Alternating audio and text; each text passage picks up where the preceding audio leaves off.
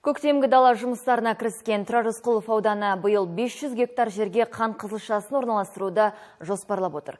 Қазірге дейін дала еңбеккерлері 120 гектар жерді игеріп, тәтті түбір тұқымын сеуіп үлгерген. Толығырақ осы ауданда болып қайтқан тілшіміз Бақытжан Саветұлы айтып береді.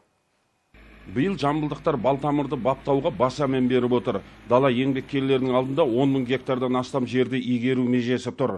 Қазір жұмыстың қызған шағы. Бұл іске Тұрар Рысқұлов ауданының шаруашылықтарда белсене атсалысуда. Мәселен, Абай ауылдық округіне қарасты Дауылбай серіктестігі 75 гектар жерге қызылша ексе, Достық шаруа қожалығы өткен жылға қарағанда алқап көлемін 2 есеге ұлғайтыпты. Себебі үстіміздегі жылы тәтті түбірмен айналысушыларға өкіметтік көмекте қомақты болмақ.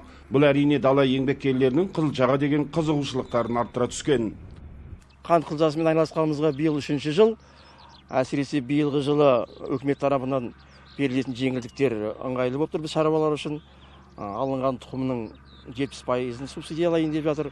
Және де аудан әкімдігінің ұйымдастыруменен қызылша себуге арналған құрылғылар әкелініп, сол бізге үлкен көмек болғалы тұр.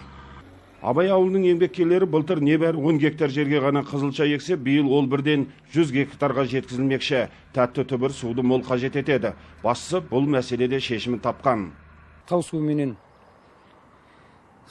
жаңағы дақылдар суарылады.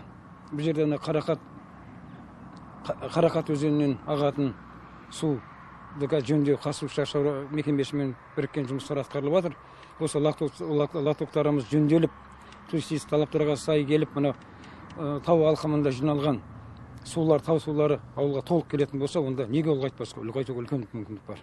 Жалпы Тұрар Рысқұлов ауданы бойынша жоспарланған 500 гектар жердің бүгінге дейін 150 гектарына тұқым түскен. Ауа райының қолайсыздығы біраз қол байлау болды. Әйтсе де көктемнің әрбір күні жылға азық екенін жете сезінетін шаруалар күннен күнге еңбектерінде еселей түсуде.